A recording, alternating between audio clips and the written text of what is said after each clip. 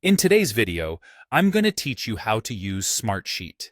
If you're new to Smartsheet, don't worry.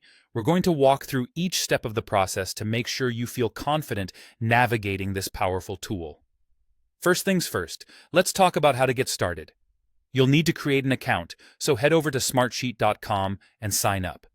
Once you've created your account and logged in, you'll find yourself faced with the Smartsheet interface. Take a minute to familiarize yourself. You'll see the navigation bar at the top, the Solution Center where you can access templates and other resources, and various workspace options to help you organize your projects.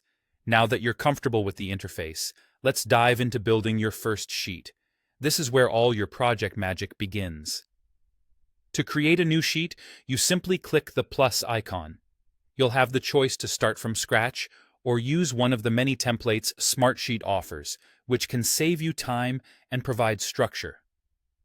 Once you've selected or created your sheet, it's time to define your columns. Think about the type of data you need to capture.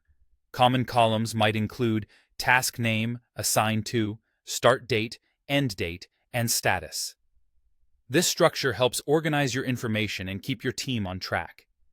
With your columns in place, you can now enter data into your sheet. This is where you'll list your tasks, assign them to specific team members, and set deadlines.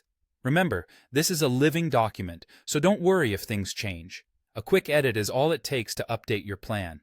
It's all about creating a workflow that suits your needs.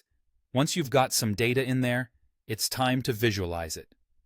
Smartsheet offers multiple views to help you see your data from different angles. If you're familiar with spreadsheets, the grid view will feel right at home.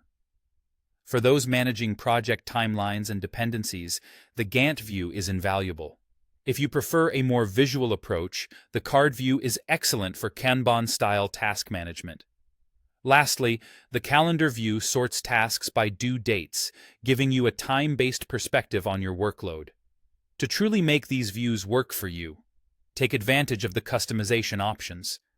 You can adjust filters to focus on specific tasks, apply sorting to organize your data logically, and tweak the formatting to highlight important information.